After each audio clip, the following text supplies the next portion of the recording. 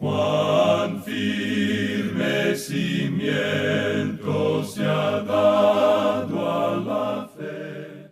A través de la Biblia, un análisis de la Biblia libro por libro que le ayudará a crecer espiritualmente. Estos estudios fueron diseñados por el Dr. J. Vernon McGee. Acompáñenos en este fascinante recorrido a través de la Biblia. La palabra de Dios.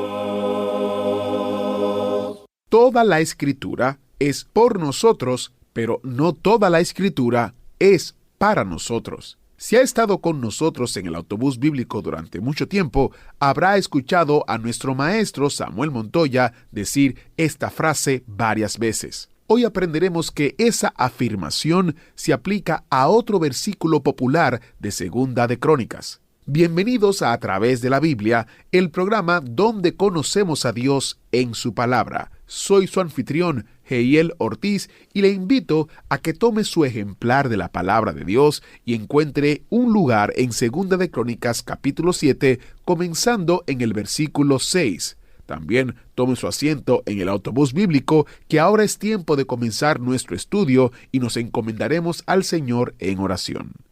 Padre Celestial, te damos gracias porque tu palabra es para nosotros, aunque no necesariamente toda es para nosotros, pero la parte que es para nosotros queremos disfrutarla, aprenderla y ponerla en práctica y a la vez conocerte más. Te pedimos que uses al Maestro en el día de hoy, que uses a tu Espíritu Santo en nuestras vidas de manera tal que podamos comprender claramente lo que quieres enseñarnos a través de ella. En el nombre de Jesús te lo pedimos. Amén. Con nosotros, nuestro maestro Samuel Montoya y el estudio bíblico de hoy. Continuamos hoy nuestro estudio en el capítulo 7 del segundo libro de Crónicas. Y en nuestro programa anterior, al terminar, estábamos hablando de las víctimas que sacrificaron el rey Salomón y todo el pueblo durante la dedicación del templo. Y decíamos que los escépticos han criticado duramente esta declaración de las víctimas que sacrificaron. Dicen primeramente que esta fue una ofrenda y un sacrificio extravagante. Esa es la primera crítica que ellos hacen. En segundo lugar, dicen que hubiera sido imposible físicamente el haber ofrecido tantos sacrificios en el altar. Esa es la clase de crítica que uno escucha. Y en tercer lugar, dicen que esto era algo que no era necesario, que no tenían que haber matado a tantos animales. ¿Recuerda usted que mencionamos que la Sociedad Protectora de Animales de seguro que protestaría contra todo esto? Y comenzamos entonces a mirar a la luz de la palabra de Dios y con la ayuda de lo que conocemos en el día de hoy este asunto. Y en primer lugar dijimos que tenemos que aclarar que todos esos animales no fueron sacrificados todos al mismo tiempo en un solo altar. Para esta ocasión especial creemos que se había erigido altares sobre toda el área alrededor y no solo en ese lugar. Mucha gente de la nación de Israel no pudieron hacer el viaje a Jerusalén y también querían participar. Pensamos también que altares habían sido levantados en muchas partes de la nación en esa ocasión. Así es que debemos poner todo esto junto y darnos cuenta que había muchos altares a través de toda la tierra ofreciendo sacrificios. De esa manera entonces no es algo imposible físicamente. Pero, ¿por qué semejante gasto? Para que cada zona del país pudiera tener su propio sacrificio. Era algo similar a lo que ocurrió cuando ellos salieron de la tierra de Egipto. Hubo que sacrificar un cordero por cada familia. Por ello hubo que sacrificar a miles de esos animales en esa noche. Pero no fue un gasto innecesario. En primer lugar, el significado primordial es que nos habla del sacrificio del Señor Jesucristo. Señala hacia Cristo. Y amigo oyente, Simón Pedro dijo que fue sangre preciosa la que él derramó. Dice el apóstol Pedro en el capítulo 1 de su primera carta, sabiendo que fuisteis rescatados no con cosas corruptibles como oro o plata, sino con la sangre preciosa de Cristo. Y eso, amigo oyente, no es algo demasiado caro, porque está señalando hacia Cristo mismo. Luego, los animales de los sacrificios fueron usados más tarde. Tenemos que decir que en el holocausto, todos esos sacrificios eran consumidos totalmente por el fuego.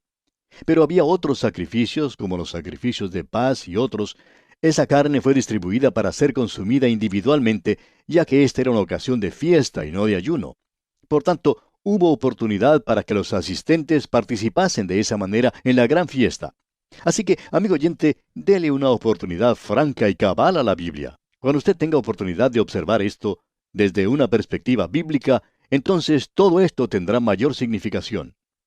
Hay muchos creyentes que se quejan de los gastos que tienen lugar en algunas iglesias para sus actividades, pero que nunca se lamentan del dinero que se gasta en actividades mundanas. ¿Usted piensa que fueron muchos los animales que fueron sacrificados en esa ocasión? ¿Sabe cuántos son muertos en nuestros países todos los días para poder alimentar a la población? Bueno, no vamos a mencionar números, pero nos podemos dar cuenta con toda facilidad cuántos pueden ser. Literalmente miles de animales son muertos, pero no nos quejamos porque son sacrificados para nuestra propia satisfacción. Pero esto que se menciona aquí era para la gloria de Dios. Yo no sé cómo piensa usted, amigo oyente, pero yo me pongo al lado de Salomón en esa ocasión, y yo creo que hizo lo correcto. Esos sacrificios señalan hacia el Señor Jesucristo, y Él derramó su sangre preciosa por mí. Leamos ahora el versículo 6 de este capítulo 7 del segundo libro de Crónicas. Y los sacerdotes desempeñaban su ministerio, también los levitas, con los instrumentos de música de Jehová, los cuales había hecho el rey David para alabar a Jehová, porque su misericordia es para siempre, cuando David alababa por medio de ellos.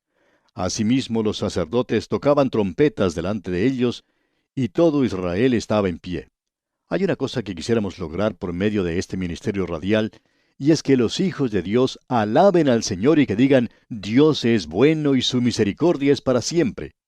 ¡Ah, cuán bueno ha sido Dios conmigo! ¿Ha sido Él bueno con usted, amigo oyente? Si es así, dígalo. Dios es bueno con nosotros.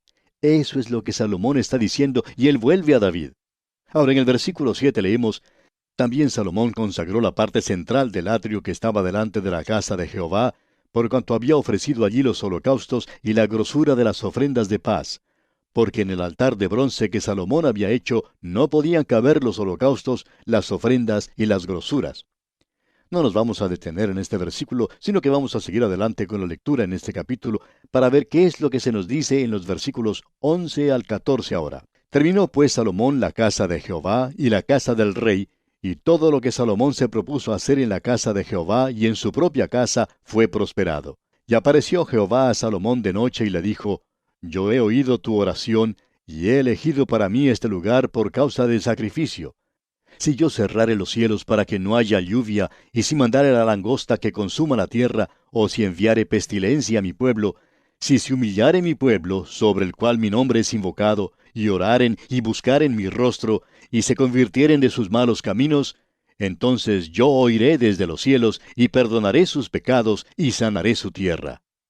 Vamos a dedicar bastante tiempo considerando esta porción de las Escrituras porque creemos que no hay otra parte que haya sido tan sacada de su contexto, que haya sido utilizada sin cuidarse de su significado primario, y que es usada como una promesa de Dios a nosotros si es que hacemos ciertas cosas en cambio, y entonces Dios hará estas cosas. Este versículo ha sido remodelado de muchas maneras para servir en cualquier situación local. En realidad, ha sido utilizado para promover avivamientos. Y quizá usted en sus campañas evangelísticas ha escuchado quizá al mismo evangelista o alguno relacionado con esa campaña levantarse y mencionar esta porción y decir, esta es la porción de la Escritura en la que estamos colocando nuestra base, nuestra confianza. Esta forma de tratar las Escrituras, amigo oyente, nos hace recordar lo que aparece en los periódicos, generalmente los días domingos, como pasatiempo. Se nos muestra diferentes partes de la cabeza de diferentes personas. Por ejemplo, se nos muestra en un recuadro la cabellera de alguien. En otra parte se nos muestra los ojos, la nariz, la boca y así sucesivamente para ver quién es. Usted los pone todos juntos y puede terminar con la cara de una muchacha con bigotes o la de algún personaje conocido, siempre de barba, pero que en este recuadro aparece afeitado. Esa no es la manera de utilizar las Escrituras, amigo oyente. Este pasaje al que hacemos mención es quitado completamente de su contexto y colocado en una situación de nuestros días. Pero creemos nosotros que una cuidadosa consideración de este versículo, de esta porción, revela su ubicación y su contexto y su contenido que nos impide tomarlo como una cápsula y tragarlo sin ningún cuidado en cuanto a su real significado. Lo violentamos cuando lo sacamos de su lugar solo porque parece venir bien en relación con nuestros planes y dice lo que queremos decir. Ignoramos su propósito principal y le quitamos su vitalidad. Y por eso se convierte en algo verdaderamente sin sentido real. Y no podemos pensar en otro versículo tan mal utilizado como este. Queremos hablar en forma clara y precisa, amigo oyente. Somos de los que creen firmemente en la dispensación de Dios. Pensamos que es el único sistema que trata en forma consistente toda la Biblia. Le da un significado literal a la palabra de Dios y un significado verdadero a ella. En algunos seminarios denominacionales se ignora la mayor parte de las Escrituras porque ellos no tienen una interpretación para eso. Enseñan como si la Biblia fuera un granero para maíz. Uno saca lo suficiente como para alimentar a las gallinas y deja el resto y no se preocupa más por eso. El único problema con esto es que usted no quiere regresar allí porque puede tener dificultades. Creemos que la interpretación dispensacional, si se nos permite el uso de esta palabra, tiene sus problemas, pero resuelve muchos más que cualquier otra interpretación que se haya mencionado. Reconocemos que el Sermón del Monte mira hacia el reino futuro y que será la ley del reino, pero también creemos que tiene un mensaje para nosotros en nuestros días. Pensamos que el Padre Nuestro pierde su significado cuando se lo usa de la misma manera que lo están haciendo en algunas iglesias solventes. Pero creemos que en la gran tribulación, esa oración va a tener un significado real, aun cuando creemos en la dispensación de Dios, no somos extremistas en cuanto a eso. Nunca hemos excluido al Sermón del Monte. En realidad, predicamos sobre él. Muestra que el hombre no alcanza las normas señaladas por Dios. También encontramos que el Padre Nuestro es de ayuda. Yo lo uso también como mi oración. Lo que tenemos que notar es que hay una interpretación de las Escrituras. Eso es una cosa. Otra diferente es la aplicación de las Escrituras. Hay un viejo dicho entre los círculos cristianos que dice, toda la Escritura es por nosotros, pero no toda la Escritura es para nosotros. Ahora bien, la interpretación de este versículo de las Escrituras es que no ha sido escrito para nosotros. Su aplicación es por nosotros. La ocasión es, como hemos visto, la dedicación del templo de David que edificó Salomón. Es la palabra de Dios a Salomón con respecto a esa tierra y en ese día. Después de la dedicación, Salomón dirigió a Dios esa gran oración que ya hemos tenido ocasión de mencionar. Dios le responde entonces a Salomón, y ahora Dios recuerda las oraciones de su pueblo y le dice en el versículo 14, mi pueblo, sobre el cual mi nombre es invocado. Note usted, mi pueblo. ¿A quién se está dirigiendo? Pues por mi pueblo se entiende Israel, sobre el cual mi nombre es invocado. También dice, si se humillare. Y luego más adelante la tercera cosa es, y oraren y buscaren mi rostro y se convirtieren de sus malos caminos. Ahora Dios prometió tres cosas a Israel, que Él oiría sus oraciones, perdonaría sus pecados y que sanaría su tierra. Eso tenía mucho significado para Israel, condiciones determinadas indicadas por Dios, y su historia demuestra la exactitud y el positivismo literal de ellas. Ahora tenemos la interpretación. Cuando uno va al Nuevo Testamento, encuentra a Juan el Bautista diciendo, arrepentíos porque el reino de los cielos se ha acercado. El Señor Jesucristo las repitió llamando a la nación a que acepte sus condiciones. Esas condiciones y las promesas de Dios serán cumplidas. Era una oferta legítima. Los israelitas han sido diseminados por todo el mundo. Ellos no pueden tener paz en esa tierra porque no han cumplido con esas condiciones. Esa es una interpretación literal. Ahora veamos la aplicación. Este versículo tiene un mensaje para mí. No lo puedo echar a un lado solo porque Dios no lo dirigió para mí. Creemos que tiene una fórmula, una receta. Dice, mi pueblo. Ahora, ¿quiénes son en estos días los que pertenecen a su pueblo? Él tiene un pueblo hoy y ese pueblo proviene de la iglesia. Dice la Escritura, quien se dio a sí mismo por nosotros para redimirnos de toda iniquidad y purificar para sí un pueblo propio. Dios tiene su pueblo, y Él dice, si se humillare mi pueblo. La carne es muy orgullosa. Se nos dice de una manera inequívoca en la palabra de Dios por medio del apóstol Pablo en su carta a los Efesios, capítulo 4, versículos 1 y 2, lo siguiente. Yo pues, preso en el Señor, os ruego que andéis como es digno de la vocación con que fuisteis llamados, con toda humildad y mansedumbre, soportándoos con paciencia los unos a los otros en amor. Y ese es un fruto del Espíritu. El fruto del Espíritu es amor, gozo, paz, paciencia, benignidad, bondad, fe, mansedumbre, templanza. La humildad mental es algo recomendable en el creyente en estos días. Continuando ahora con este versículo 14, aquí en el capítulo 7 del segundo libro de Crónicas, tenemos una frase que dice, que si ellos oraren. Y en otra parte en la Escritura se nos dice, orando en todo tiempo con toda oración y súplica. Y luego en este mismo versículo 14 se nos dice, y buscar en mi rostro. Allá en la primera epístola del apóstol Juan, leemos que si confesamos nuestros pecados, Él es fiel y justo para perdonar nuestros pecados y limpiarnos de toda maldad. Luego en el capítulo 3 de la carta del apóstol Pablo a los Colosenses se nos dice, si pues habéis resucitado con Cristo, buscad las cosas de arriba. Ese es un mensaje para mí. Luego continuamos leyendo aquí en este versículo 14 del capítulo 7 del segundo libro de Crónicas, y se convirtieren de sus malos caminos. Y Dios, amigo oyente, tiene mucho que decir sobre el arrepentimiento a los creyentes. Allá en el libro de Apocalipsis, capítulo 3, versículo 19, dice, yo reprendo y castigo a todos los que amo. Sé pues celoso y arrepiéntete. Y en el capítulo 6 de la carta a los Hebreos se nos dice que aquellos que recayeron sean otra vez renovados para arrepentimiento. Y el arrepentimiento creemos que es para el Hijo de Dios. Nos preguntamos entonces, ¿qué parte le toca a Dios? Pues bien, Dios ha hecho una promesa, dice que Él oirá.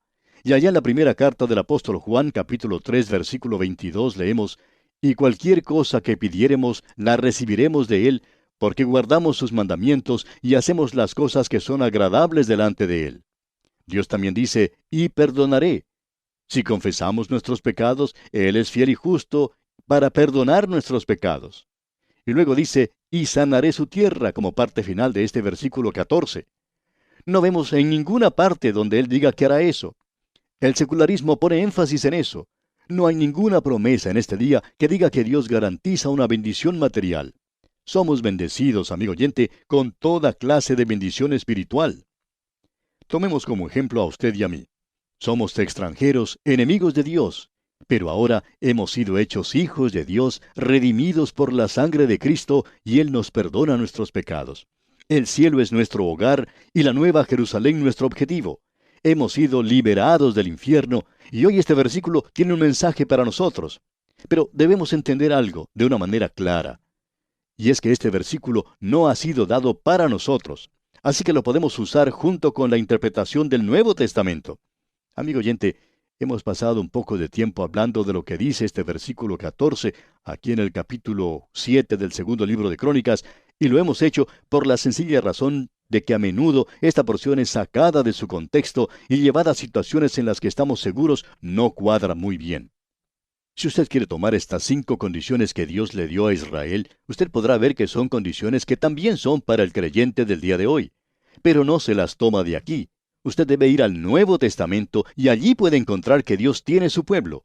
Dice, si mi pueblo, que es su iglesia, en aquel entonces era la nación de Israel. Si se humillare mi pueblo. La humildad es uno de los frutos del Espíritu Santo en nuestros días. Luego dice, y oraren. Nosotros también somos incitados, impulsados a orar. Luego dice, y buscar en mi rostro. Y nosotros también buscamos su rostro cuando llegamos ante Él, confesando nuestras faltas. Y luego dice, si se convirtieren de sus malos caminos. Él nos pide que nos arrepintamos, y eso es lo que quiere decir con convertirse de sus malos caminos. Dios dice que Él hará 3 cosas. Él oirá desde los cielos. Él ha prometido escuchar la oración de los suyos en el día de hoy. Y Él dice, perdonaré sus pecados de la misma manera que lo hace hoy en el nombre de Cristo, si nosotros le pedimos y si confesamos nuestros pecados. Esa es la condición en nuestros días. Y luego dice, y sanaré su tierra. En este caso, no podemos encontrar en ningún lugar donde el Señor va a sanar alguna porción de la tierra. Si Dios le ha bendecido en sus negocios, amigo oyente, y si usted está criando cosas como un ganadero, como propietario, entonces puede considerar que en realidad Dios no le prometió eso para usted en este día. Él ha prometido bendiciones espirituales. No sabemos por qué las personas que sacan ese versículo de su contexto lo siguen leyendo. Bueno, creemos que sabemos por qué lo hacen. Leamos ahora el versículo 15 de este capítulo 7 del segundo libro de Crónicas, que dice, ahora estarán abiertos mis ojos y atentos mis oídos a la oración en este lugar. Lo que nos llama la atención aquí es que esta es la dedicación del templo en Jerusalén. Ahora, si usted quiere seguir esto al pie de la letra, entonces debe subir al próximo avión que salga para Jerusalén e ir a ver el templo. Lo malo es que allí no hay ningún templo. Lo único que va a encontrar en ese mismo lugar es la mezquita de Omar. No sabemos por qué la gente insiste en sacar versículos de su contexto. Eso nunca fue la intención. Lo que aquí se dice era propio para la gente de esa época, aun cuando podemos aplicar algo de lo expresado en nosotros mismos. Pero creemos que es mucho mejor ir a buscar y conseguir lo que Dios nos dice en una forma más directa. Bien, prosigamos ahora con el versículo 16 de este capítulo 7 del segundo libro de Crónicas. Porque ahora he elegido y santificado esta casa para que esté en ella mi nombre para siempre, y mis ojos y mi corazón estarán ahí para siempre. Si usted pudiera visitar Jerusalén y hospedarse en uno de los hoteles que están cerca a este lugar, podría levantarse por la mañana y mirar a través de las ventanas este mismo sitio que es mencionado en este pasaje. Y quizá pueda decir para sí mismo, estoy mirando el mismo lugar que Dios está mirando, porque este sitio es un lugar muy especial para Dios. Ahora leamos los versículos 17 y 18. Y si tú anduvieres delante de mí como anduvo David tu padre, e hicieres todas las cosas que yo te he mandado, y guardares mis estatutos y mis decretos, yo confirmaré el trono de tu reino, como pacté con David tu padre, diciendo, no te faltará varón que gobierne en Israel. Dios les había prometido el linaje davídico, que no llegaría a haber tiempo durante el cual no tuvieran quien reinara. No hay nadie hoy en esa tierra que pueda decir que es del linaje de David. Pero hay uno que está sentado hoy a la mano derecha de Dios y a quien se dijo, siéntate a mi diestra hasta que ponga a tus enemigos por estrado de tus pies. Ahora los versículos 19 y 20 dicen, mas si vosotros os volviereis y dejareis mis estatutos y mandamientos que he puesto delante de vosotros, y fuereis y sirviereis a dioses ajenos y los adorareis, yo os arrancaré de mi tierra que os he dado, y esta casa que he santificado a mi nombre, yo la arrojaré de mi presencia y la pondré por burla y escarnio de todos los pueblos. Y eso es lo que ese lugar llegó a ser y es en el día de hoy. Ya no es un lugar sagrado. La mezquita de Omar se encuentra allí. Luego leemos en el versículo 21, y esta casa que es tan excelsa será espanto a todo el que pasare y dirá, ¿por qué ha hecho así Jehová a esta tierra y a esta casa? Cuando uno se pone en la actualidad a ver el sitio donde estaba el templo, no puede menos que preguntarse, ¿por qué se encuentra en esas condiciones? Allí tenía que haber estado la casa de Dios. Sin embargo, en la actualidad solo se puede ver paganismo y barbarismo, como en cualquier otro lugar de la tierra. Uno pensaría que, ya que era el lugar que él había elegido, no dejaría que eso sucediera. Pero lo que está ocurriendo es exactamente lo que Dios dijo que ocurriría. Ahora el versículo final de este capítulo 7, versículo 22 dice, y se responderá, por cuanto dejaron a Jehová, Dios de sus padres, que los sacó de la tierra de Egipto, y han abrazado a dioses ajenos, y los adoraron y sirvieron. Por eso Él ha traído todo este mal sobre ellos. Esa es la respuesta que se debe dar cuando se hace una pregunta sobre la actual condición de ese lugar. La palabra de Dios lo dice con toda claridad. Lo sucedido es porque ellos dejaron a Jehová Dios. Y así llegamos al final de este capítulo 7 del segundo libro de Crónicas, y de la misma forma llegamos también al final de este estudio por el día de hoy.